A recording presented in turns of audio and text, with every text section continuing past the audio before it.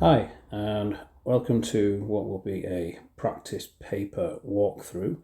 This paper is designed around an AQA Paper 1 style examination. It's going to take an hour and 45 minutes, and there's 100 marks available.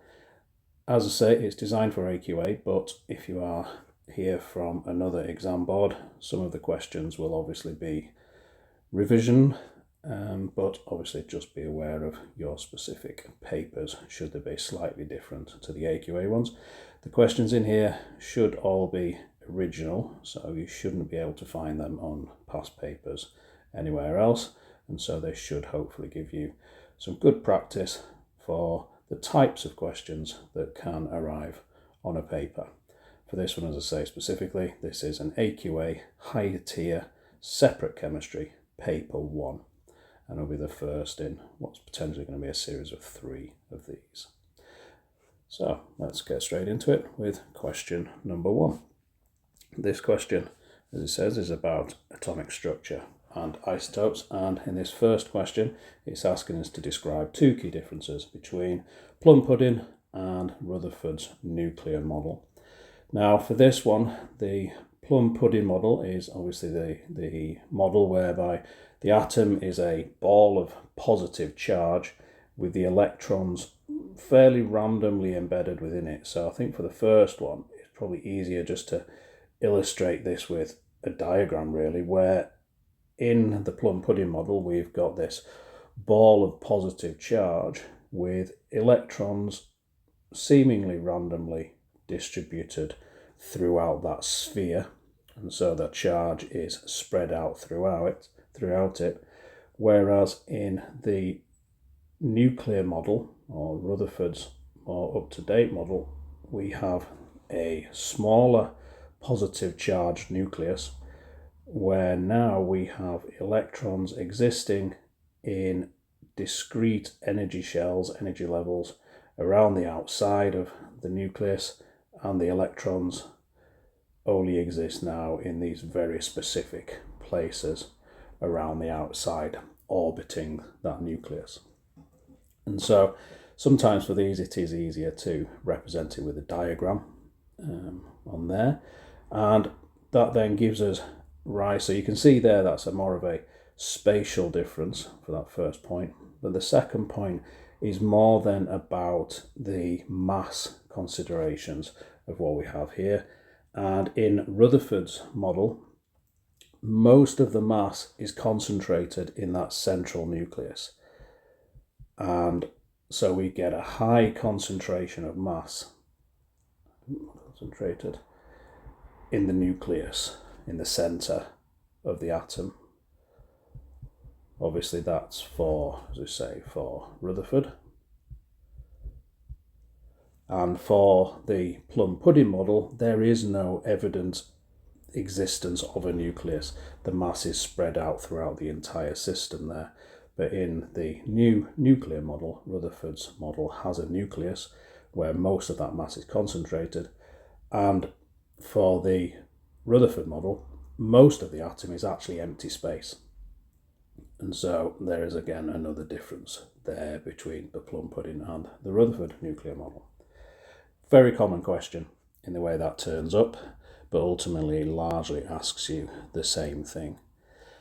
So we move then into an electronic configuration question for a sulfur atom.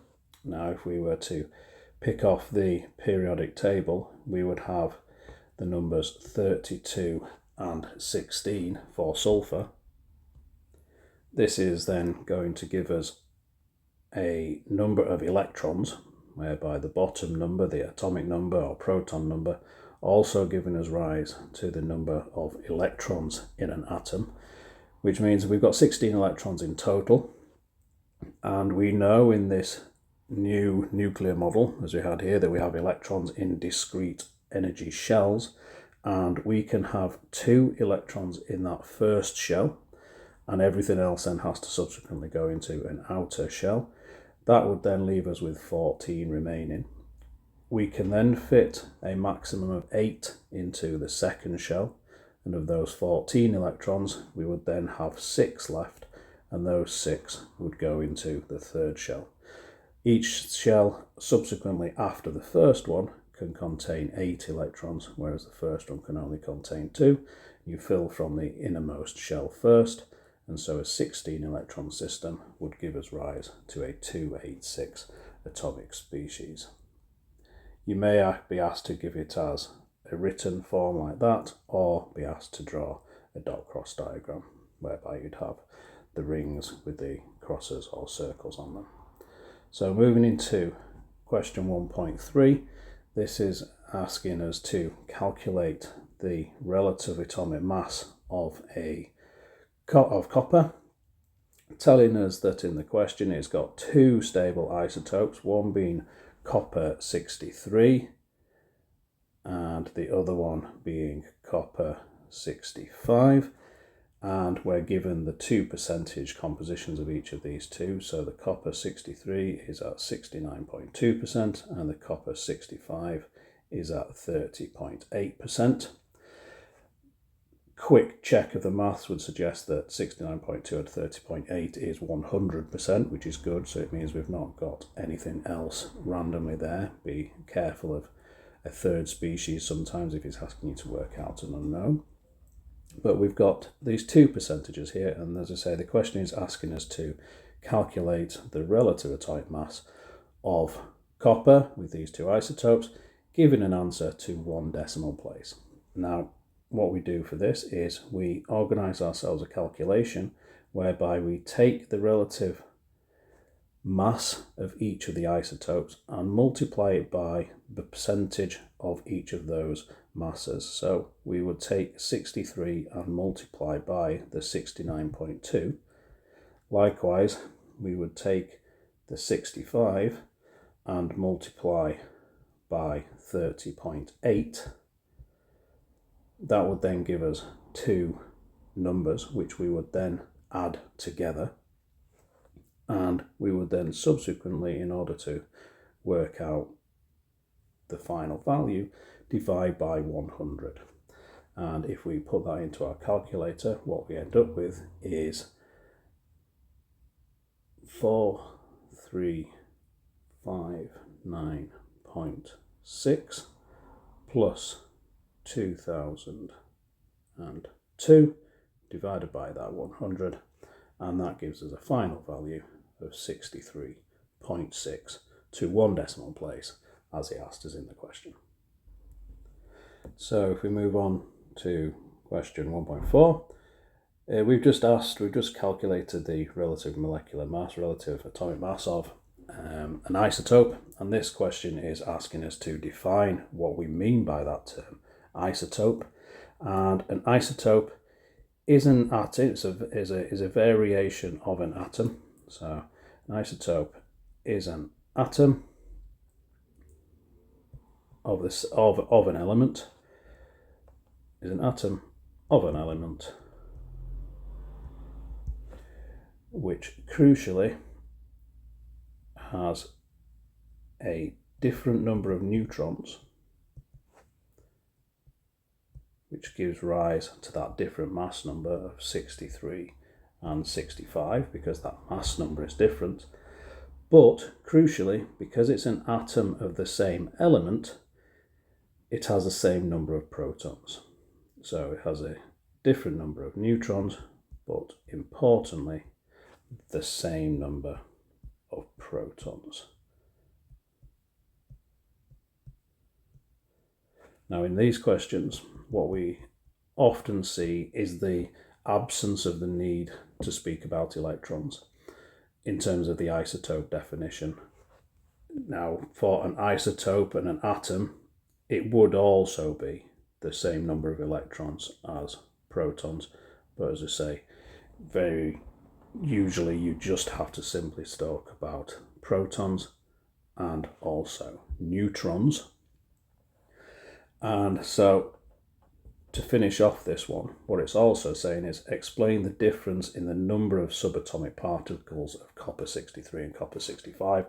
So because we know we've got a different number of neutrons, copper 63 versus copper 65, then in copper 65, this is going to have 2 more neutrons in that atom. Because we know the proton number is going to be the same in both of them because it's an atom of the same element, that atomic number being 29 in both cases, then the number of neutrons being given by the top number minus the bottom number would give us rise to copper 65 having 2 more neutrons than copper 63 would have.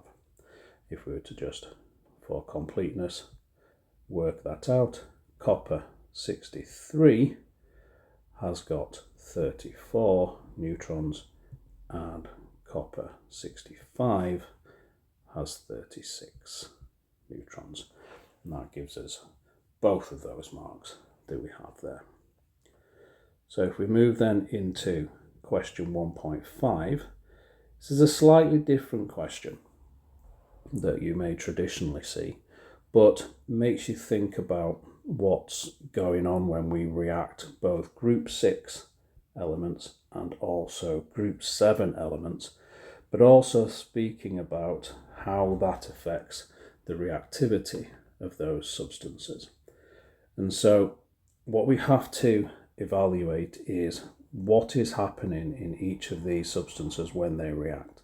So for a group 7 element versus a group 6 element, what is different is the number of electrons that they need to gain in order to undergo a reaction. So a group 7 element has to gain 1 electron in order to fill its outer shell. Group 6 element has to gain 2. And on a quite simplistic point, it takes less energy and is easier for a group 7 element to pull in 1 electron than it is for a comparative group 6 element to do the same. Partly, as we say, if we take a random group 6 element such as oxygen here, so we'd have a 2,6 substance versus a 2,7 substance. So if we were to draw the corresponding group 7 alongside it, then this atom has to pull in 2 electrons. This one has to pull in only 1 electron. So pulling in 2 is going to be more difficult on a very basic level. But also, if we think about the charge on the nucleus here, the nucleus of something which has got 8 electrons is going to have a +8 charge, and the nucleus on something which has got 9 electrons is going to have a +9 charge in that nucleus. And so what that also does is gives rise to the fact that the nuclear charge is bigger in a group 7 atom for an atom of the same of a similar size. The greater charge on this nucleus also pulls in this electron more strongly than the electrons would be for a +8. So in terms of the reactivity, a group 7 element only needs to gain 1 electron, whereas a group 6 element has to gain 2 electrons, which is relatively going to be easier for the group 7 one. But also, if the atoms are of a similar size and are in the same period, then the increased nuclear charge on the group 7 will also be able to attract that electron into its outer shell more easily too. All of those things culminate in group 7 largely being more reactive than group 6. You traditionally see these questions discussing group 1 and group 7, obviously the trends in reactivity up and down the alkali metals and the halogens, but it's quite useful sometimes to look at them in comparative groups. So we've done group 6 and group 7 here, We may also see groups 1 and group 2 in the metals being compared as well.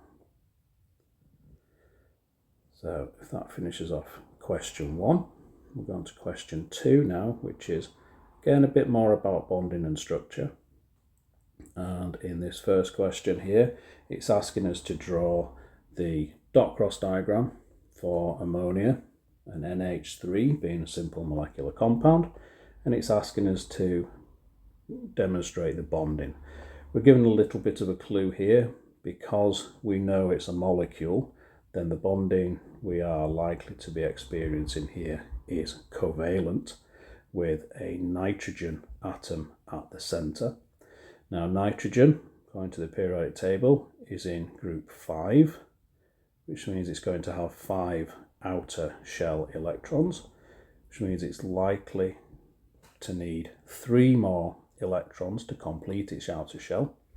Now we know from the formula that it's bonding with 3 hydrogens, and so each of those 3 hydrogens are going to donate 1 electron. Hydrogen is a group, it has 1 outer electron. You sometimes see it above group 1 on the periodic table, but it's got 1 electron in its outer shell, and so it requires 2 electrons to complete because it's only using that inner shell, remember, which can only contain 2. Nitrogen's outer shell wants 8. And so those 3 hydrogens come together, each hydrogen donating 1 electron into that shared pair, and the nitrogen donating 3 of its electrons into 3 shared pairs, 1 electron with each of the 3 hydrogens that we've got. And so to double check our answer, we can see that each hydrogen has got 2 electrons in its outer shell, 1 that it started with, the circle one, and now subsequently a second one from the crosses, 1 each from the nitrogen. And if you then count up the number of electrons in the outer shell of nitrogen, you'll see that that's now got 8 electrons. And so each of the outer shells are fully occupied, and so that molecule is nice and stable. You may find in exams that you're already given some of the shells and you just have to draw the dots and crosses, in which case you put the electrons to where the overlaps are, but occasionally you may have to draw it from scratch. And so appreciating nitrogen being in group 5, having space for 3 electrons, and hydrogen essentially only having 1 electron, and therefore pretending it's in either group 1 or group 7, I guess, depending on your point of view, but giving rise to a pair of electrons in each of those covalent bonds. And we get that. Don't forget on these questions to remember the non-bonded pair as well. Make sure that even though that's not necessarily involved in the bonding, to not miss it off any of the diagrams that you have. So if we then move into the second question, we've been told that ammonia is a simple molecular compound in the question we've just done, and this question then follows on, asking us to explain why simple molecular substances have low boiling points. And so because of these, what we're going to look at is the forces of attraction. And so what we know from the question to some extent is that because it's got a low boiling point, the forces of attraction between the molecules must be weak. We know that because, as I say, we've got a low boiling point, which is telling us that these weak forces of attraction between these molecules doesn't require a lot of energy, and so they will boil relatively easily. And so to get both marks, we have to first of all reference the weakness of the attraction between the molecules, and subsequently we need to then reference the energy required. So forces of attraction between the molecules is weak, and so to then link these 2 points together, only a small amount of energy is required, is needed to overcome them. And I think in these ones, what we have to do is try to ensure we're not talking about the covalent bonds. So to reference the previous question, if you remember, we created all of these shared pairs of electrons. They are the covalent bonds. It is not that force we are breaking when we are boiling ammonia.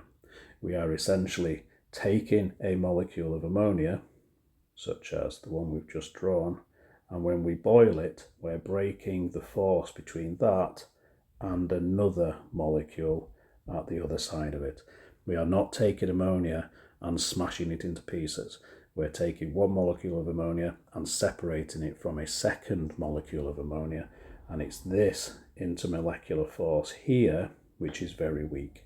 That's the one that we're breaking. We're not breaking the covalent one.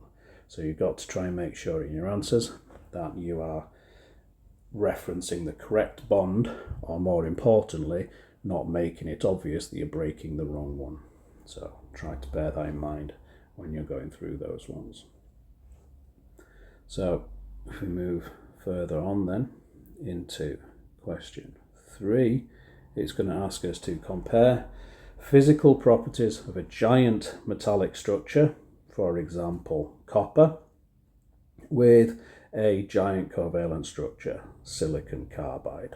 So this is something potentially giant covalent structure that's going to look like diamond or sand, silicon dioxide, something like that. And it's asking us to compare the physical properties. So this is not asking us to look at anything to do with the dot cross diagrams, nothing to do with the type of bonding which is going on. This is asking us about just physical properties of these two substances.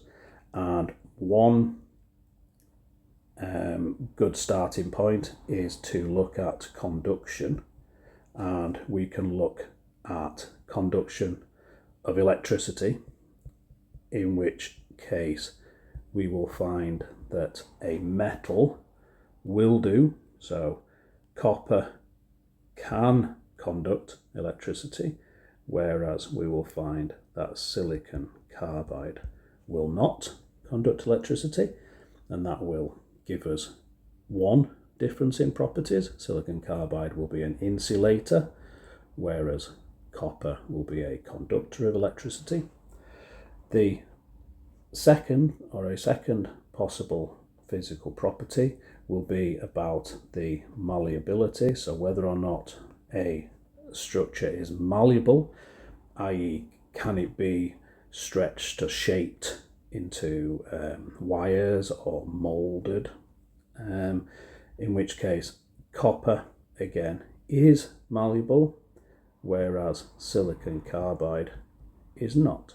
So silicon carbide would be hard, would be brittle, and if you apply enough force to it, you're just going to break it. Whereas for copper, you can bend it and shape it to some extent. This question obviously is relating to physical properties. This is not asking us about the layered structures or anything to do with alloys, which is again a typical type of question. But this is just looking at the physical properties. It's not asking us to necessarily explain why we're doing anything, or where we're seeing any observations that we are doing so. The next question, however, does ask us a little bit about that in the terms of diamond, and it's asking us to describe both the structure and the bonding. And the easier one, first of all, is to probably just reference that diamond is a giant covalent molecule, very much like the silicon carbide one was in the previous question. So diamond is a giant covalent molecule, and that will potentially pick us up the first mark. But we also have made of lots of strong covalent bonds. You may see this being more than 2 marks in some exams as well, so we'll try to put a little bit of detail in here which may give you rise to more marks if there's more marks available in your specific example. But if we've got this giant covalent molecule made of lots of strong covalent bonds, we've got a resultant very strong structure. Because of all those things, it's a 3-dimensional structure, which is very strong as a result of all that. And the fundamental reason why this happens is each carbon in the lattice bonds to 4 others. Bonds to 4 other carbons.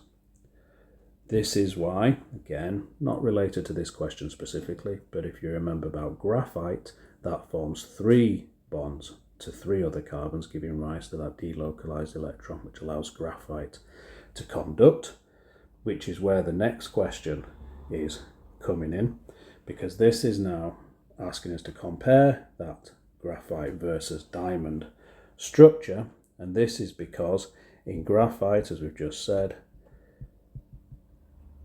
each carbon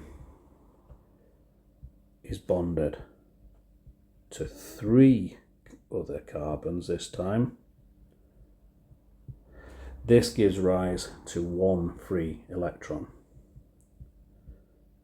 So this leads to 1 electron being free, and it's able to move. Being free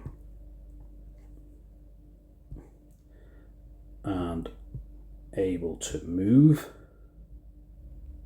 and it moves through the structure. It can travel from atom to atom, carrying charge. That's the important part for why things can conduct electricity. You've got to try and get this latter part into these definitions. So moving through the structure, carrying charge. Be careful not to say throughout, because that doesn't necessarily mean the same thing as through. Important exam point there. But it moves through the structure carrying charge. These electrons, you will have heard, are delocalized. Delocalized electrons. So graphite has similar types of delocalized electrons to metals.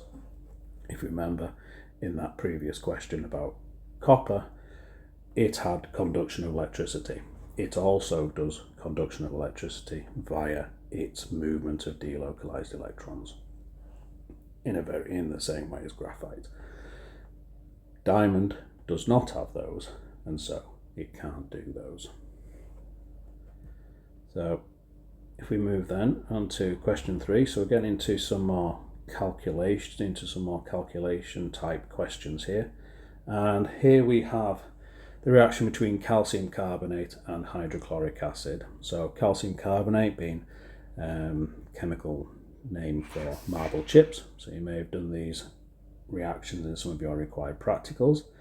And so marble chips reacts with the acid HCl, so hydrochloric acid. And this question is asking us to calculate the relative formula mass of the calcium carbonate. Now, relative formula mass is the total masses of each of the atoms within the substance. So for calcium carbonate, we've got 1 calcium, we've got 1 carbon, and we've got 3 oxygens in that substance. And so we can then pick out the relative atomic masses from the question. It's actually given them us, but we could have got them from the periodic table, obviously from the mass numbers of each of the elements. But we have 1 calcium being 40, sorry, that's carbon. So calcium is 40, each carbon is going to be 12, and each of the oxygens is going to be 16. So we have 40, add 12, add 3 lots of 16, put that all into your calculator, and you get a relative formula mass of 100, a nice round number. You may see in various books, various texts and revision guides, etc., Various forms of this, whereby I've got RFM here, so relative formula mass. You may also see MR, you may also see RMM, meaning relative molecular mass, and various things like that. They all mean ultimately the same thing, but you just may see different terminologies or have been told different terminologies depending on who teaches you and what they're used to using. So as we go into the next one, we're going to do a reacting mass type question here, and we're told in the question that we've got 10 grams of calcium carbonate. So if our calcium carbonate, we've got 10 grams. We're reacting with excess hydrochloric acid, and it's asking us to calculate the maximum possible mass of the carbon dioxide. So from the equation, which was just at the top of the page, the important thing here is to know the ratios of the calcium carbonate to the carbon dioxide. Now the equation is already balanced, so we can assume that there is a 1 calcium carbonate making 1 carbon dioxide. So those two molar ratios will be equivalent. And so if we were to convert mass, so this is the mass of calcium carbonate, if we were to convert this into the moles of calcium carbonate, what we would have to do is take our mass of 10 and divide by our RMM, our RFM, which was 100 in the previous question. So here we're using the equation moles equals mass divided by RFM. Important equation to learn and memorize for your exams. That gives us, when we calculate that, a value of 0.1 moles. This is the number of moles of calcium carbonate, but as we said in the previous question when we were looking at the ratios here in the previous statement, that we have 1 calcium carbonate making 1 carbon dioxide, which means that the 0.1 is also equal to the carbon dioxide moles. So we're also forming 0.1 moles of carbon dioxide. Once we know that, we can then establish the mass of carbon dioxide that would then give rise to, because, again, using the equation, but this time rearranging it, if we're trying to calculate the mass, we would have to take the number of moles and multiply by the RFM. Now, the number of moles we know, because we've just calculated that. We have to calculate the RFM of carbon dioxide, though, and carbon with 2 oxygens is going to be 1 carbon with 2 lots of oxygen. If, as we saw in the previous one, just scroll to where the values were, we've got carbon at 12 and oxygen at 16, which means we've got 1 lot at 12 with 2 lots of 16. Number crunch that together and you get 44. So we get our 0.1, we multiply by that 44 we've just calculated, and we get a final answer of 4.4 grams as the maximum mass of carbon dioxide. If we were asked on this question, which we aren't on this specific one, but the 10.0 grams of calcium carbonate is arguably 3 significant figures. So we could write 4.40 here if we wanted to try and keep the consistency right, but it's probably not needed because the question doesn't give us it, and so we could potentially just leave that as 4.4 for the full marks on that one, using the ratios and the subsequent masses. For this one, as I say, it's a really good idea to try and memorize or be able to remember in some way these 2 equations. Saves time, or obviously if you memorize one and be able to rearrange it, then that's perfect as well. So if we go on to the next question then, so this is a separate experiment this time, and we're using a calcium chloride. So in a separate experiment, the theoretical yield of calcium chloride was 12.5 and they actually obtained 10 grams. This is asking us to do a percentage yield. So the percentage yield of any experiment is equal to what you actually got, the actual yield, divided by what was the theoretical yield. And we would take those, establish it as a fraction, and multiply as 100 to get as a percentage. And in this example, we're given both of those values. One is 10, the other one is 12.5. We multiply by 100 and we get a final percentage yield of 80%. Because we're given all the values in the question. Relatively straightforward calculation there for nice 2 marks. But again, this is one of these equations which is going to be very useful if we start adding kind of a data sheet of experimental equations that's useful. This is one of them.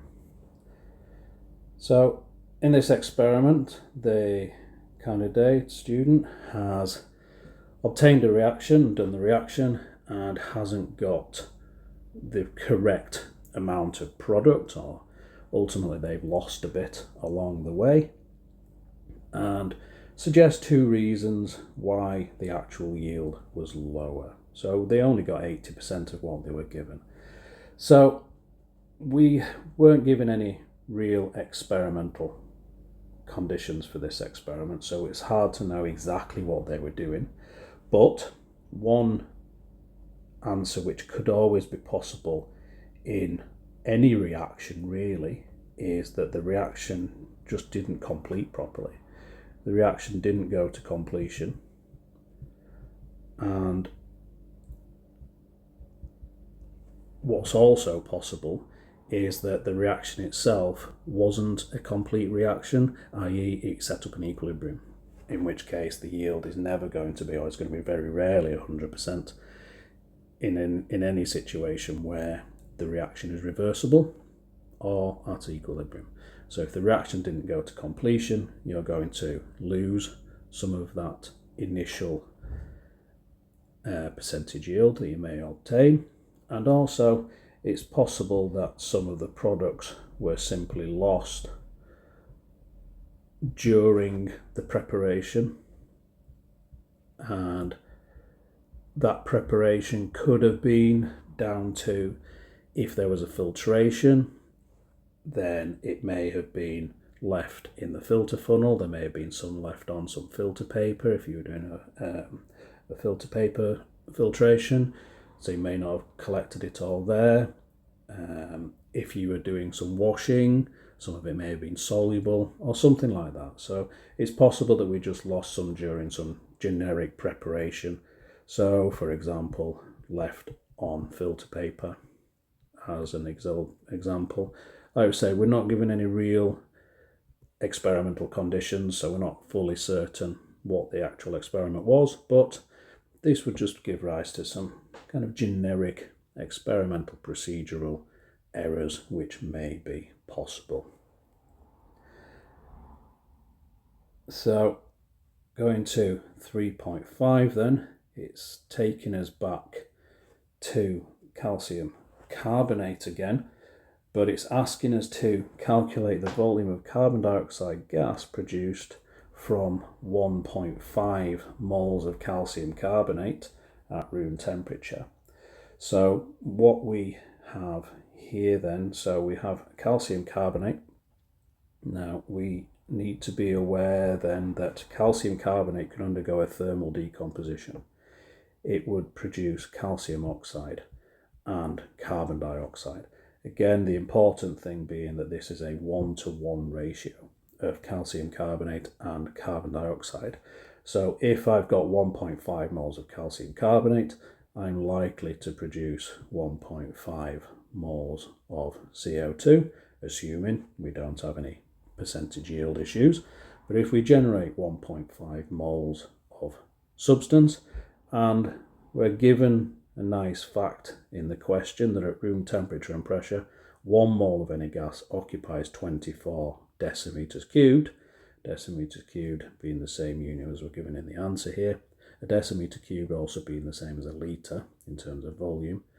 We know then that if 1 mole of a gas occupies 24 litres, then 1.5 moles multiplied by 24 will give us our answer for this question, which will be 36 decimeters cubed for this question.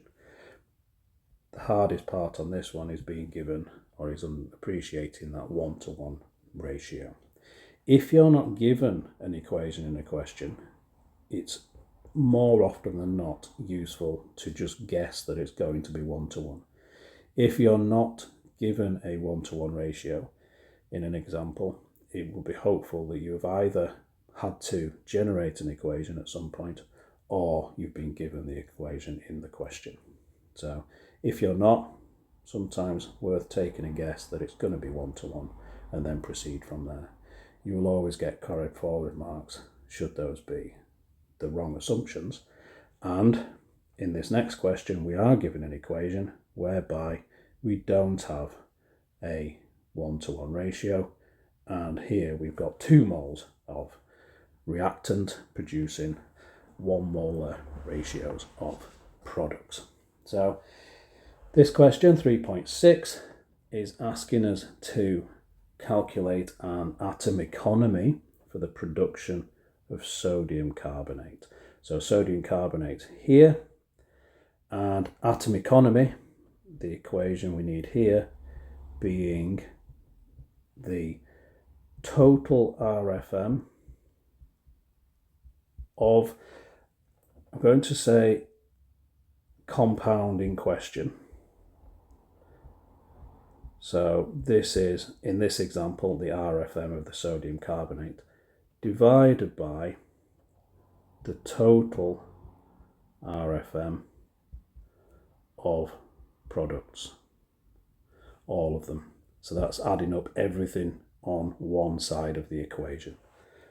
So if we illustrate that better with the actual numbers, the RFM of sodium carbonate, so the question's asking us for the atom economy production of sodium carbonate. If we calculate that, so we know for sodium carbonate, Na2CO3, then the RFM is equal to 2 lots of sodium plus 1 lot of carbon and 3 lots of oxygen. They give us the numbers in the question, so 106, but just to practice this, we've got 2 lots of 23, 1 lot of 12 and 3 lots of 16. So that's obviously practice at RFMs, but they do give us the number in the question anyway, so it's 106. So that 106 will go onto the top of the equation, is 106. And then we're going to divide this by the total RFM of the products. So the total RFM of the products is equal to the 1 sodium carbonate, which we've just had, add on another water and another carbon dioxide. Both of those values are given in the question. So that's going to give us 106 divided by 106, add 18, add 44. That's going to give rise to a fraction of 106 divided by 168. We'd multiply by 100 in the final case to get us into a percentage, and that would then give rise to a value of 63.1 to 1 decimal place, or 3 significant figures. So if we move now then into question 4, which will follow, this is about reactivity series and redox. And in this first question, I've been asked to write an ionic equation between zinc powder and an aqueous solution of copper 2 sulfate. Now, when we're talking about ionic equations, we can largely ignore any counter ions of any compounds which are there. So for these examples, we can ignore the sulfate aspect. So this is asking us to have a reaction between zinc, which is here, which will be added as a solid. Now, this question's not asking us about state symbols, but we'll put some practice in here about what they are. Here we have then also the copper 2+. So this is now writing just the metal ion instead of the entire formula of copper sulfate. So we're taking out the copper part from here, which is the copper 2+, and we're essentially ignoring the sulfate, the SO4 2-, part of that compound. We're just taking the metals. And what happens here is we do an oxidation and reduction question, which is what question 2 in this section is. And what happens is one of the species will lose electrons and one of the species will gain electrons. So zinc is a metal. It is more reactive than the copper. And so the zinc is going to want to go towards its ion. In doing so, the zinc will have lost electrons. In doing that, it has forced the copper to gain those electrons. And so the copper ions are made to go back to their copper atom form. That zinc will subsequently dissolve as a zinc ion, and the copper ions will be forced to come out as the copper atoms and will come out as copper solid. Now, we linked that to this second question already and state in terms of electrons which species is oxidized.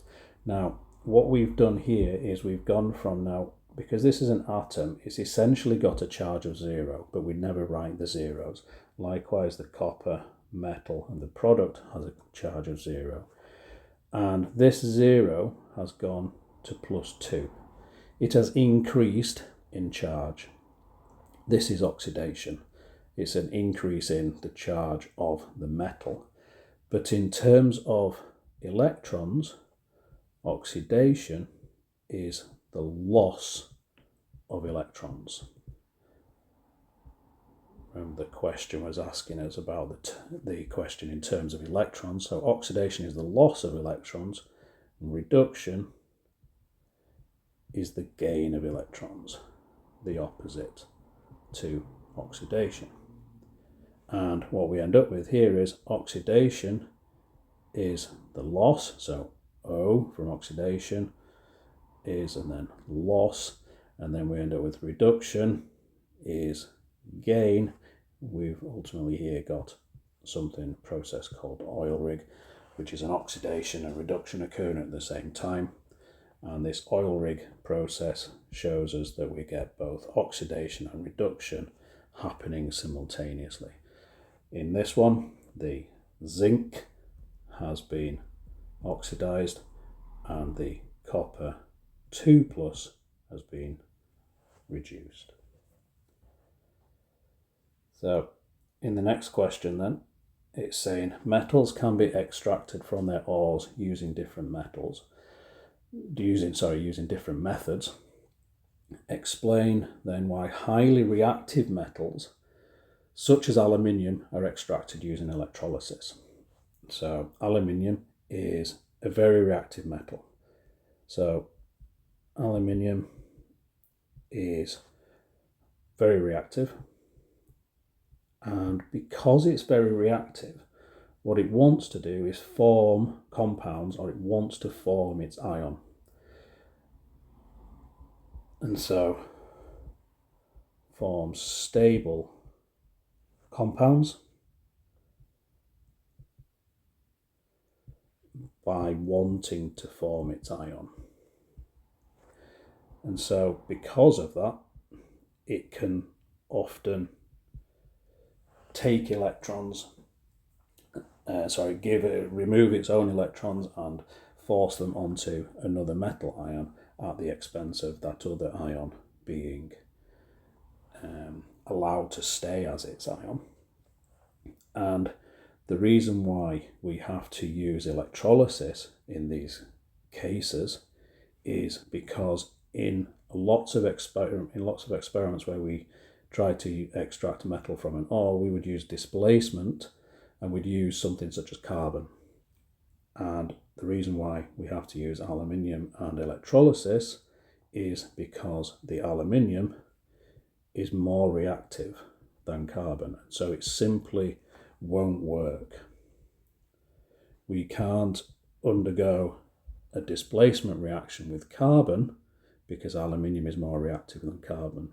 so it will want to stay as its ion and will want to stay, and it forms a more stable compound than the carbon is able to do, and so it stays there.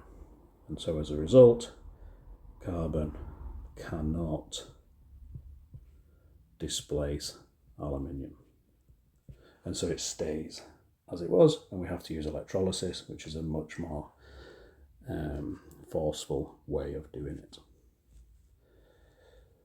But it is possible to react some metals with carbon, and this is just the opposite reason why aluminium isn't. So less reactive metals such as iron can be extracted because iron is less reactive than carbon.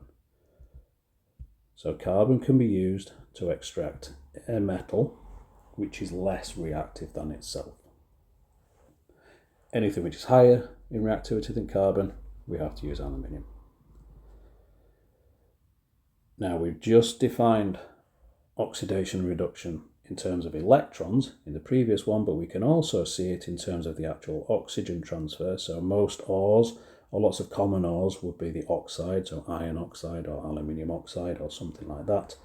And so we sometimes see the reduction being the loss of that oxygen from a compound. So if copper oxide or iron oxide are reduced, then that reduction is because the metal has lost its oxygen, and subsequently oxidation would be the gain of oxygen.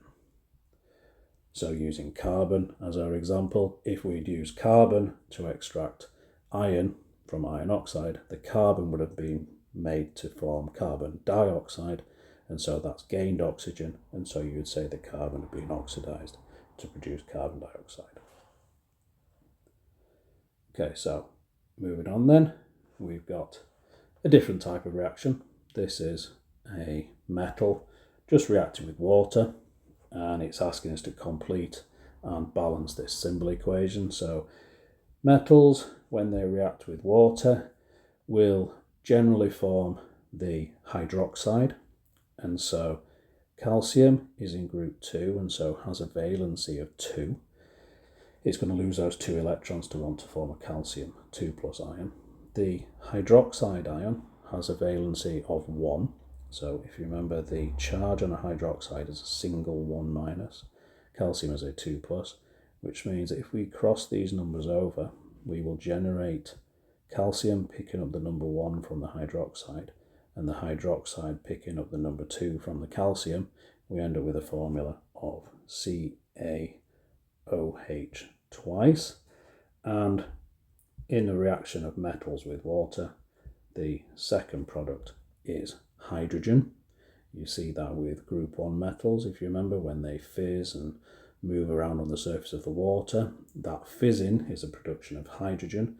Sometimes you see it ignite, or you can sometimes see it explode with some of the very vigorous ones, and we have to then balance this equation off.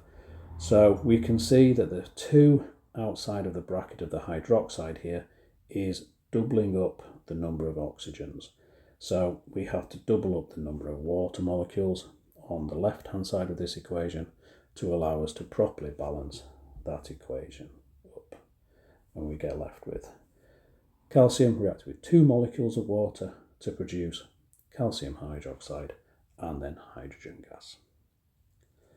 So if we move further on, we're now going to go to question 5, and a point where we start to hit some of the more experimental descriptions, some of the ones which in some exams would be the kind of paragraph points where we'd have to write a more extended answer based around some of the required practicals. But in this first question, it's asking us to again write a balanced equation between nitric acid and sodium hydroxide. So we're given the formulas. So a formula of nitric acid, HNO3, and sodium hydroxide. And we know that we're going to produce a salt and water. Now we're told that the sodium salt, the soluble salt is sodium nitrate, which has the formula NaHN. NO3. We're not told that there's another product, but in an acid alkali reaction, as this one is, water is the second product. That equation is already balanced, which is quite nice. And so the second question then is asking us to describe a method whereby we could prepare a pure and dry sample of the soluble salt. Now it's a different soluble salt. This time it's potassium chloride. They've given us a different acid, and obviously we are using a different reagent starting point here. This is a base, calcium carbonate powder. This is going to be a solid. That's going to be important in our method. And what we have to do is describe the method that we would use for this preparation. And so what I'll do is try to identify the key steps along the way. Depending on your exam board, you get marks for the ability to write this in sentences and coherently and in a logical order, etc. So I'll give you kind of bullet points in a kind of a logical order of the process. So in step number 1, what we would do is we would add potassium carbonate, so the K2CO3 solid, to the HCl, to the HCl. What we will do is we'll add a little bit of detail here and say we'll take 25 centimeters cubed of HCl, just to give ourselves a little bit of scale and appreciation of volumes and things like that, and just makes it a little bit more scientific than making it a little bit more random. So we're going to add the potassium carbonate solid to the HCl. This is going to start the reaction. Now in the process of this reaction, carbonates generally will produce CO2. So when we add this base to our acid, what we're going to see is the reaction will start to fizz. What we'll do is we will continue to add solid until it's in excess. Or another way of writing that is until it stops bubbling, or until the fizzing stops. The purpose of that is to ensure that all of the acid has reacted, and we have that, so we need to make sure that we have that reaction to completion. And so we keep adding the potassium carbonate until all of the HCl has reacted. That means that we at that point only have the salt and water product. We have no hydrochloric acid left, but we have some potassium carbonate solid left over. That will then sink to the bottom. Okay, so when solid is seen at the bottom, that's when we know it's in excess. So when the solid is seen at the bottom of the flask, that you're doing it in the beaker or whatever vessel you're doing the reaction in, so when the solid is seen at the bottom of the flask, what we will then do is filter. We filter the solid out.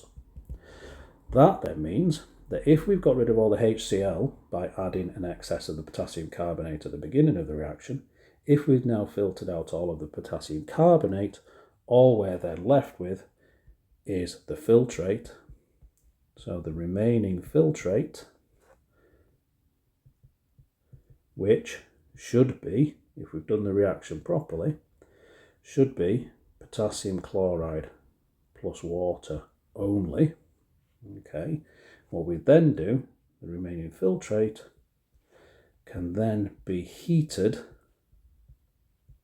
and we'll heat it gently on a water bath. Okay, so we don't heat this directly with a Bunsen burner, so heat it gently on a water bath. This evaporates some to evaporate some of the water. This concentrates the solution down in a safe manner. Okay, so we're going to evaporate some of the water.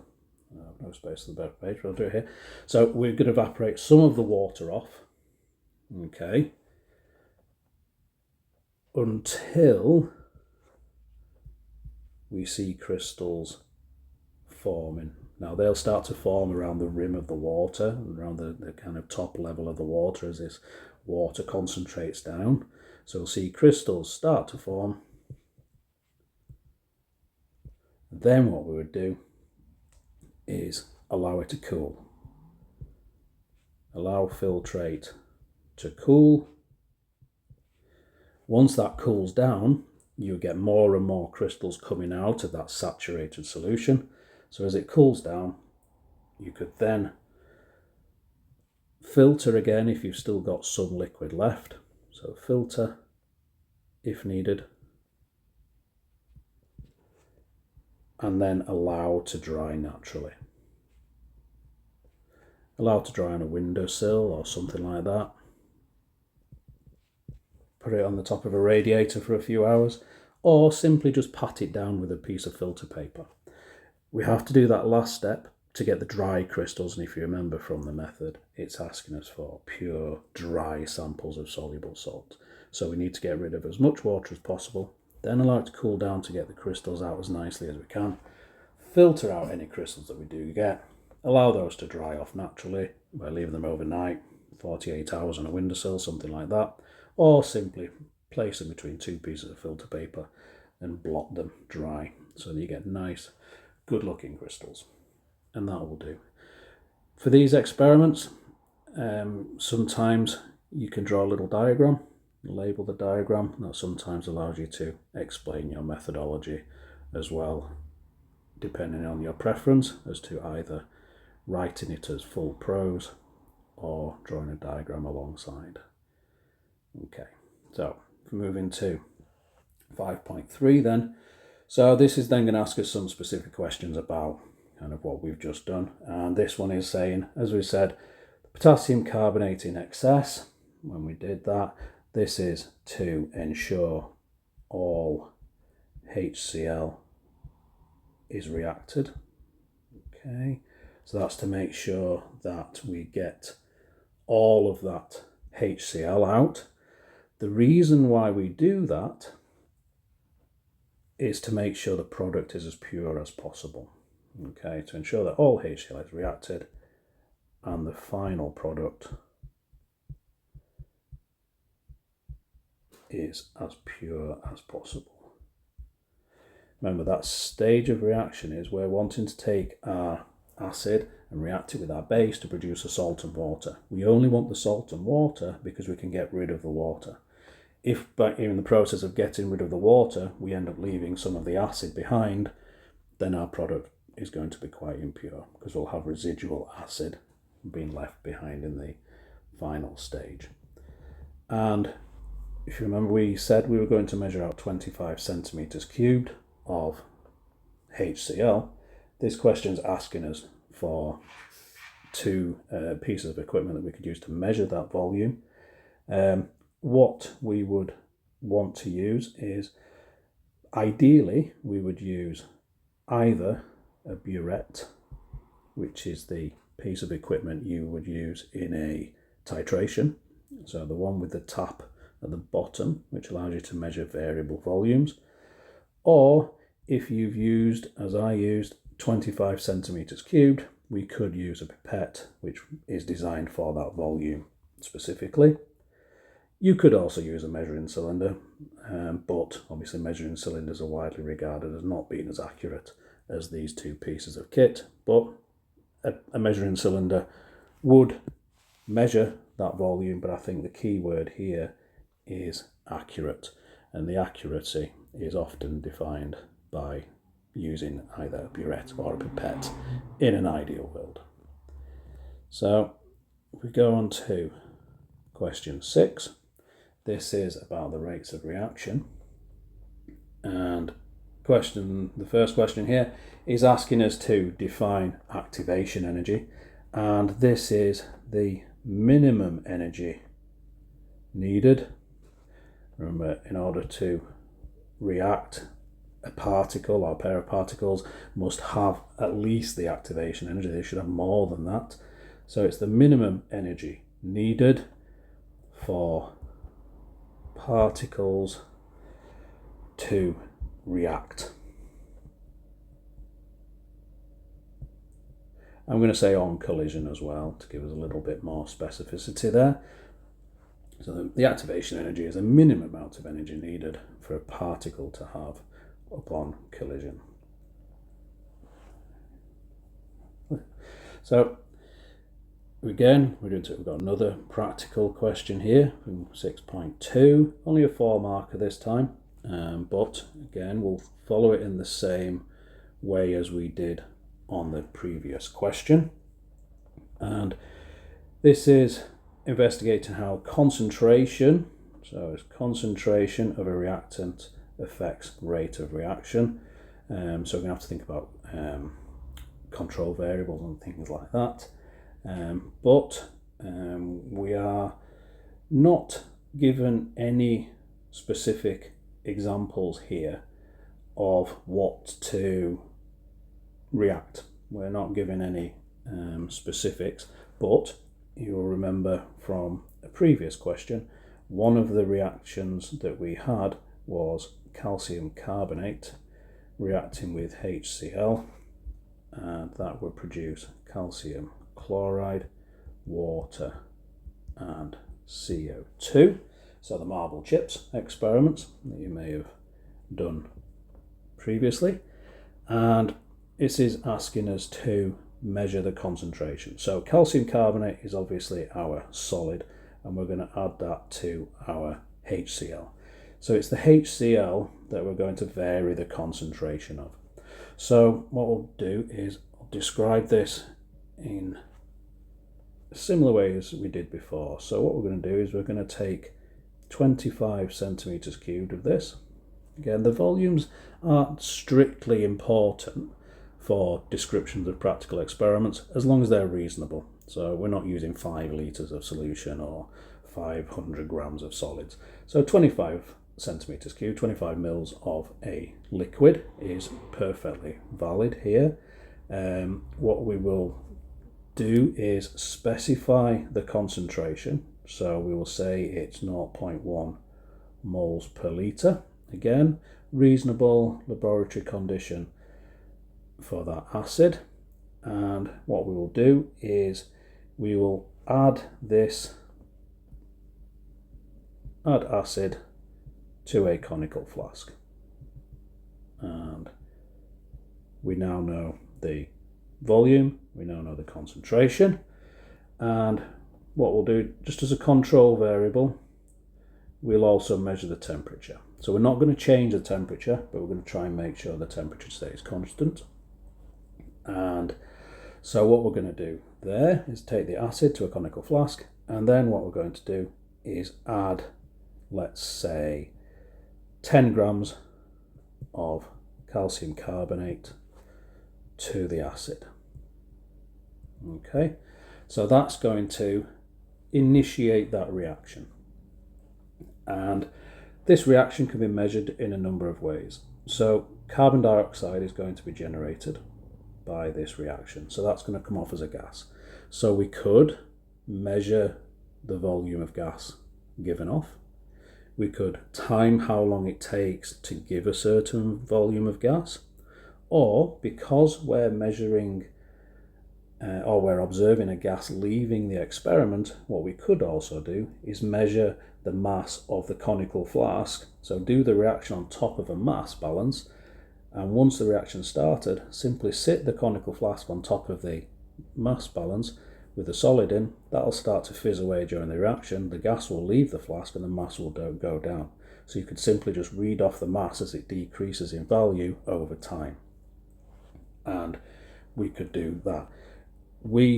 So what we're going to do is measure I'm going to say suitable variable. As I say, it could be any of those things. Okay. The question didn't ask us for anything specific necessarily. It just said include the measurements you would take and how you would process the results. So we're going to say mass every 10 seconds of the conical flask plus acid plus calcium carbonate. Okay, so that's what I'm going to say I'm going to do in my reaction. I'm going to measure a suitable variable, that being in this case mass. As I say, you could measure volumes as well and do it that way. However you do it is up to yourself and how you may have actually done it yourself in class. But I'm going to measure that suitable variable every 10 seconds. What I could then do is draw a graph of that. I could draw a graph of how quickly that mass decreased, and you get a nice graph, a nice table of results for that specific reaction. That specific reaction being at 25 centimeters cubed, and importantly at that concentration of acid, which then means I would repeat the experiment by changing the concentration of acid. And that's the only thing I would change. I would change the acid to, let's say 0.05 moles per litre this time, and I'd do the experiment again, keeping everything else the same. Okay, so I'd have to keep everything else the same. Keep the temperature the same. Keep the mass of the calcium carbonate the same. Keep the volume the same. Keep the every 10 seconds the same. Keep everything else the same. What you could then do is calculate and compare the two values you've then got after the reaction. So if I just very quickly sketch down here, what we may end up with is, if I'd drawn a graph of, say, volume versus time, then in my first experiment it would have gone up something like that, and then say the graph had leveled off. But in my second experiment, what it may have done is, assuming then that the concentration is slightly lower this time, but everything else has been kept the same, assuming that the calcium carbonate is in excess, then what may have changed this time is the rate of reaction would have gone up slower in that situation because it's a lower concentration.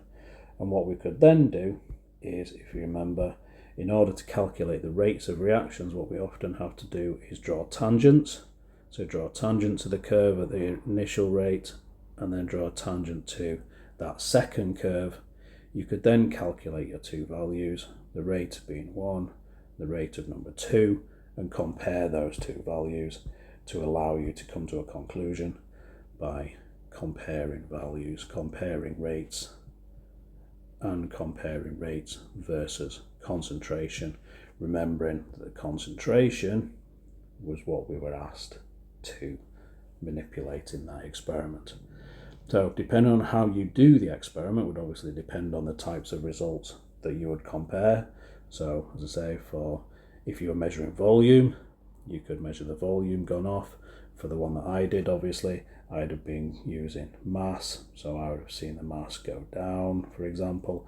But plotting your results for two separate experiments would allow you to then compare those results and come up with a valid experimental method. Again, you could use diagrams, little sketches of graphs to show how you are interpreting those values. So they've given us a set of results here, and they've said in this experiment the table shows the results for two experiments showing rate of fixed mass of magnesium with different concentrations of hydrochloric acid. So essentially what we've just done, but we used calcium carbonate, and what they've got is two values whereby the reaction A took 120 seconds, whereas reaction B took 60 seconds. And the question is asking us to sketch two curves to show the volume of hydrogen gas produced over time. So if we've got a reaction of magnesium plus hydrochloric acid generating hydrogen and magnesium chloride, that will be reacting as that. And we know that the mass of magnesium is fixed and the HCl is different concentrations. And so if we assume then that the acid is in excess and the important part of this reaction is the fixed mass of magnesium, then the amount of hydrogen that will be produced is also fixed. We don't know what it is because we're not given any masses, but we know that that value is going to be fixed.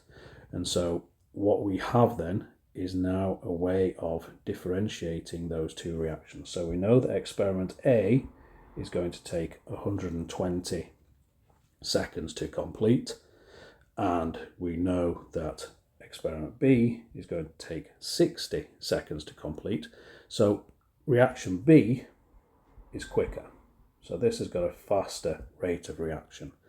So if we were to then plot a curve, so it's asking us to sketch, so there's no graph strictly required here, but we've got time and we've got volume of hydrogen here.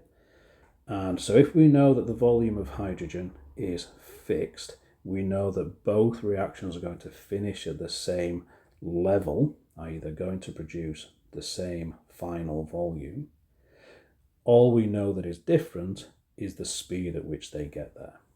So experiment A, as I said, took 120 seconds. So if we just draw this one, it will go up and level off something like that. But we know that for the faster one, which will finish in roughly half the time, we know it will go up faster, but because we know we're getting to the same fixed volume of hydrogen, we'll level off at the same final volume. This being curve B and the initial one being curve A for the two reactions that we proceeded there. So A is the slower of the two and B is the faster of the two. The important thing here, having an appreciation that this fixed volume of hydrogen here is the same for both reactions, assuming that the HCl is in excess in this example. So if we move on to 6.4, this rate of reaction question continues by asking us to explain how increasing the temperature also increases the rate, but this time by using principles of collision theory. So if we increase the temperature, which is the question here, so increasing temperature will supply energy to particles and makes them move faster. So increasing temperature increases the energy and speed of the particles in the reaction. This then gives rise to more frequent collisions. Now this is an important point here. So this gives rise to more frequent collisions. You can't simply just say more collisions. So don't just say it collides more. It's got to collide more frequently or collide more times per second, something like that. So it collides more frequently, and due to higher energy, those particles are more likely to also have the activation energy as well. So due to higher energy, the particle collisions are more likely to have the activation energy. So they're more likely to have that minimum energy required in order to successfully react. So once they do react, then you may start to see changes in their energy and bond energies, which would be resulted in those. And this question is asking us to draw an energy level for an endothermic reaction. So reactions can have two usual outcomes, those being exothermic or endothermic. Exothermic is the usual one that you see in the majority of cases, but the endothermic one is simply one whereby the energy of the products is higher than the energy of the reactants. You often see it the other way around, to be fair, where the products are lower down than the reactants. But we get this here, so we've labelled both reactants and the product. The activation energy is the difference between the reactants and the highest point of that curve, so that would be the activation energy, and the overall energy change here would be delta H of that reaction there, being from reactants to products, ideally in that situation, which would then give us rise to, if we were to calculate an energy change, would be a positive value in there. So moving down to question 2, the thermal decomposition of copper carbonate given here, whereby copper carbonates decompose into copper oxide and carbon dioxide. Is this exothermic or endothermic? Now, because this is a thermal decomposition, this is a situation whereby the reaction requires energy to be given to it to continually be supplied to that. And so a reaction which generally releases heat is exothermic. This one is taking in that energy because it's thermal decomposition. That's why we need to heat it in order to make it work. This is regarded as an endothermic reaction. Combustions, for example, which release energy and get hot, would be exothermic, but this is one which actually requires the heat to make it work, and so it's endothermic. Moving us then into 7.3, which is an energy calculation question, and is asking us to calculate the overall energy change now. So this is asking us to calculate the difference in energy between the starting materials, hydrogen and chlorine, and HCl, hydrogen chloride, the product here. So we have to set this equation up carefully, and what we have to do is divide this into essentially two halves. We have to calculate the energy which is going in to a system. So the energy going in to a system, and we also have to calculate the energy going out of a system as well. And the energy going in is in relation to the hydrogen and the chlorine, and the energy coming out is in relation to the hydrogen chloride part of there. And so what we will end up with is a series of numbers. So we're given the bond energies in the question, and so the hydrogen bond energy is 436, the chlorine bond energy is 243. The bond energy of the HCl is 432, but there are two of those molecules, so we have to double that up. This is probably a relatively simple example whereby these are both ones on the left-hand side and it's simply a 2 on the right-hand side, but the same methodology would apply, even though the numbers might get more and more complicated. So what we would do is add up the energy going into that system, would be 679, and calculate the energy coming out of this system would be 864, and once we've established that, we know that the energy change, delta H, is equal to the energy we put in, subtract the energy that we get out, which gives us rise to 679, subtract 864, and an overall energy change then of minus 185, the units being kilojoules per mole. And it's important that you get the sign there.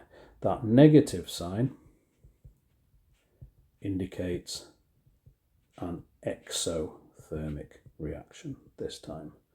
So this is exothermic. The negative being, if we would go back to our diagram that we had just above, in terms of our diagram, this energy here is positive.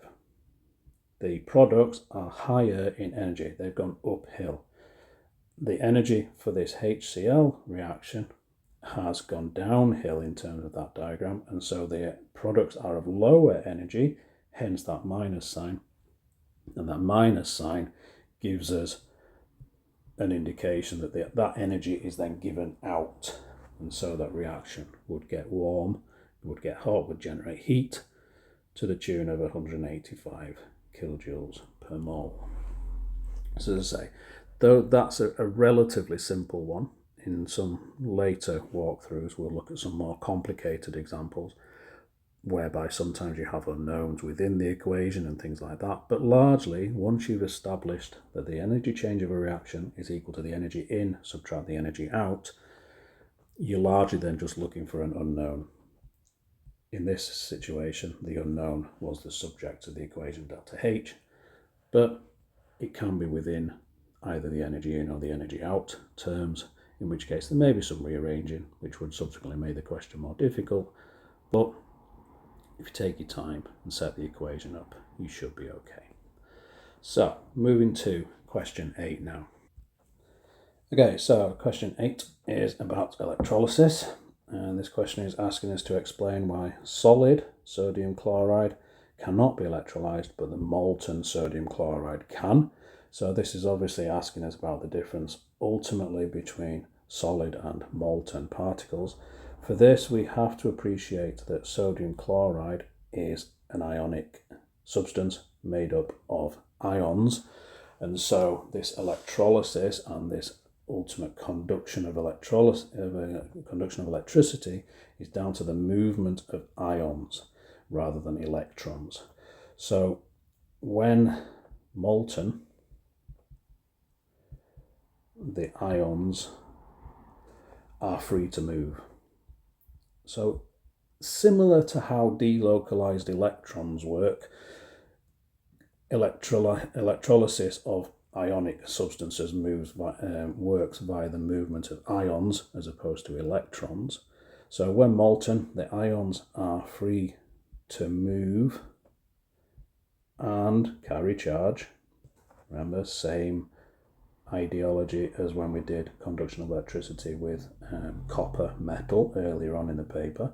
So when molten, the ions are free to move and carry charge. But, and it's asking us to explain why one can and one can't. So we know why the molten one can, but in the solid,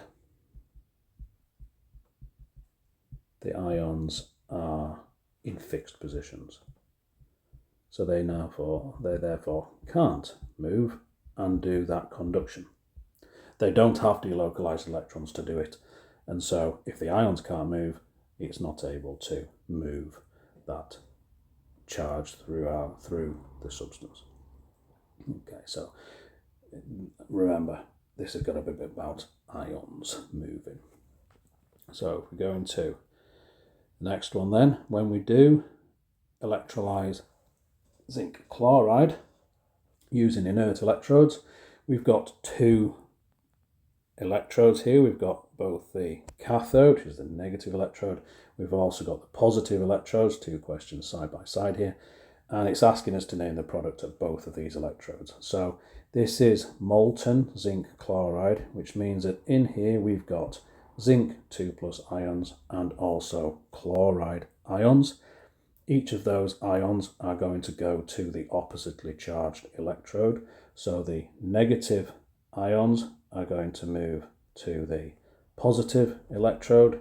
The zinc ions are going to move towards the negative electrode and do their electrolysis processes, their oxidation and reduction, which means that the zinc 2 plus ions are going to produce zinc, and the chloride minus ions are going to subsequently produce chlorine.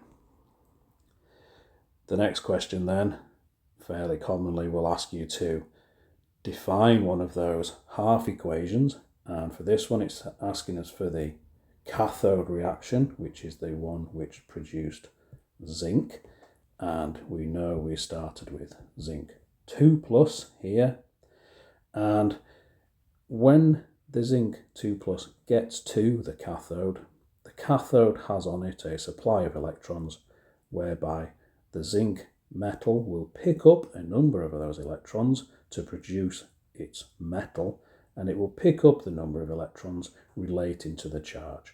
So zinc 2 plus requires 2 electrons to negate its charge and go back to its neutral species. So it will pick up 2 electrons. If we move on though, we go into a question which talks about sodium chloride. So here we have Na plus and Cl minus ions, so chloride ions again, but this time sodium ions as opposed to zinc. And it's again asking us to state the products formed at the cathode and the anode, but it's important to notice this time though that we are in aqueous solution. So whenever we have aqueous solution, we also have H plus ions and we also have hydroxide ions. This is therefore giving us a competition between each of the positive ions and each of the negative ions as to which one gets to be produced at the cathode. The one which is produced at the cathode and also at the anode is the one which is the least reactive of those substances going into battle, as it were. Sodium is more reactive than hydrogen, and so it is the hydrogen that is produced at the end of that reaction. So hydrogen is produced, and at the anode the same thing happens. The chloride is the one which gets electrolyzed out, and so chlorine is produced. For these, the sodium and the hydroxide would then simply stay in solution and would produce a sodium hydroxide alkaline solution as a byproduct. That would be the product which stays in the beaker or the industrial vat that it's been done in, and that will produce sodium hydroxide. And the other two products would be hydrogen chloride, which would be, as it says in this question, produced at their relative electrodes. So in this next question then, we're jumping into an aluminium oxide situation whereby it's asking about the anodes. Now, if you remember, the anode is the positive electrode whereby the negative ions go towards. And so in aluminium oxide, we have aluminium 3 plus and O2 minus ions. So at the anode, it's the oxide which is going to go towards there. That oxide is going to undergo electrolysis and is going to produce oxygen. So at the anode, oxygen is produced, which is the first point. The second point is to why they are continually replaced. Now, it said earlier on that the electrodes were inert. So in the electrolysis, we would always use inert electrodes. It's often that these electrodes are graphite. So they're made out of carbon. So carbon graphite can conduct electricity, which is why they're good as electrodes. But that carbon, in the presence of oxygen, will react. And so what happens is the production of oxygen and high temperatures, which are often present, especially in aluminium oxide, reacts with the electrode. So at the anode, oxygen is produced and reacts with the carbon of the electrode. Essentially, it burns. The oxygen burns the electrode out, and essentially you get combustion, and so that electrode's carbon will generally just wear away as the carbon dioxide is produced. The carbon will get less and less, and so eventually your electrode will disappear if you allow it to, and you'll just simply need to replace it to restock the carbon. So moving on, we're now into the final question of this paper. So this paper is 1 hour and 45 by design, so we're about that. We've obviously done some additional information along the way, so we'd be looking to try and finish off this paper definitely within the next 10 minutes anyway, but hopefully to give yourselves a little bit of reading time as well. We've got this final question here, and it's asking us to define a strong acid in terms of ionization. So a strong acid, which in this example is HCl, so HCl, when it goes into water, is going to want to split up and ionize itself and to produce the H plus ion and the chloride ion. H plus being the substance which gives rise to acidity. And what happens in a strong acid is that in a strong acid, all acid molecules completely dissociate. So what that's saying is every time a HCl molecule goes into aqueous solution, they split up entirely into all of their H plus ions that are available and all of their counter ions as well. So all acid molecules completely dissociate, and importantly, 2 marks, we have to have this extra bit on at the end. It's quite common to miss this part off, but completely dissociate in aqueous solution. So when dissolved in water or when added to water, etc., etc., they all break down to produce H plus ions, and that gives us plenty of information to get 2 marks there. So this HCl solution that we've been given may have a pH of 3, and this question says that we're going to prepare a second solution, and we're doing so by diluting this to the tune of 100 times, and it's what is the pH of this second solution. So it's important to know that if we change the concentration of something by a factor of 10, that will change the pH by 1. So if we were to increase the concentration, the pH will go down by 1. If we decrease the concentration, the pH will go up by 1. So in this one, we're going via 100 times. So that is times 10 times 10. So we're going to change this by 2 units. So we start at pH 3. So our options now are either pH 5 or pH 1. We just need to establish which way round we're going. And so if we are diluting the solution, we're ultimately getting to a situation whereby we've got a lower concentration of H plus ions, which means it's going to be less acidic, moving towards a more alkaline pH, i.e. it's going to go up. So 3 is going to go up by 2 units and become a pH of 5. If we'd gone the other way and made it 100 times more concentrated, the pH would have been 1. But this one's been diluted, so we're happy that it's going down to pH 5. So, the final question then is a titration question. It's asking us for the methodology that is required for this, and we're using a standard solution of sulfuric acid, and we're titrating this against sodium hydroxide. And so what we need to do is describe the titration. And what we're going to do is take a burette, so we're going to rinse a burette. Typically we put the acid in the burette, so the one with the tap on. So we rinse a burette with acid, and we will then fill it up, rinse a burette with acid, fill to, I'm going to say we're going to fill it to a known level. It can be the 0 level, it doesn't have to be, but what we will do importantly is it will be a recorded volume. Okay, so we'll have a recorded volume of the acid. We will then also rinse a pipette, so a 25 centimeter cubed pipette.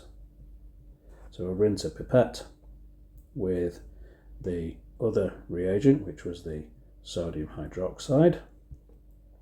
Okay, and this will pipette a fixed volume into the conical flask. The conical flask we will rinse with water. Rinse a conical flask with water, and then pipette 25 centimeters cubed of NaOH into it. So we now know we've got clean solutions in both the burette, the pipette, and now subsequently the conical flask. Okay, and we will then add indicator to the flask as well, to the flask. That's where the sodium hydroxide is. Quite often in these experiments you're not really needed to name an indicator. This one is sulfuric acid and this is sulfuric acid and sodium hydroxide, so phenolphthalein or methyl orange would probably work for this, but just simply say add suitable indicator to the flask, and you can most of the time get away with that. So we add an indicator to the flask, and what we then do is proceed with the titration itself. We add acid from the burette. Now we would do it carefully, obviously, and ideally dropwise, so we would add acid from the burette with stirring, swirl the vessel, or if you're lucky enough to have automatic stirrers, then with stirring. So add acid from the burette with stirring, add in dropwise until the indicator changes colour. Now, when we say indicator changes colour, what we mean is on the addition of 1 drop. We mean just changes colour. Just changes on 1 drop. If you've added 2, 3, 4, 5 drops too much in a titration, this is one of the most accurate experiments that we can do, and we need to get this onto the addition of just a singular drop. 1 drop will make this thing change colour, and that's the point at which we stop the reaction. Once we've stopped the reaction, we then record the final volume on the burette. Remember, we had the initial volume already recorded. That's the acid. So record the final volume of the acid. We would then have subtraction to do. Initial subtract final equals total used, or as it's also known, the titer volume. And once we've then got that, you know what your titer volume is for the reaction. You can then subsequently do your calculation, and what we would also do, as we would do in any experiment, is a repeat. Titrations are very important because we would repeat that until we get what's known as concordant results. So we go until we get concordant results. They are results which are within plus or minus 0.1 centimetres cubed, typically, depending on how accurate you want to go, but concordant results within plus or minus 0.1. So for example, if you've got a value of 23.60 and your next one was 23.70, then they are both good enough for a titration, and you would be happy to stop the reaction and then average those two results. If your next result had been 23.75 and not the 23.7, then the 23.75 and the 23.6 would not be within concordancy of each other. Okay, in which case you would have ignored, for example, that result and then done it again until you do get concordant results. Okay, sometimes you can end up doing these reactions 4 or 5 times until 2 of them happen to be in a pair, but eventually you will get there if you follow that methodology. Now, so this is, as I say, this was a practice paper 1. I hope that's been useful. We will generate a series of these so we can go through a number of different questioning situations as we can. As I say, this was designed primarily around the AQA spec, but a lot of the questions will be transferable between different exam boards. Just be aware of which paper and exam board you're using. You may need to look at the paper 2 hires that I'll also put on this channel as well. But for now, that is the first of these. This has taken us just over an hour and 45, so we're a little bit long on the time duration we would have, but we've done some chatting along the way. So hopefully, as I say, that's been useful. Thank you very much, and I will see you in the next one. And good luck when it comes to yours.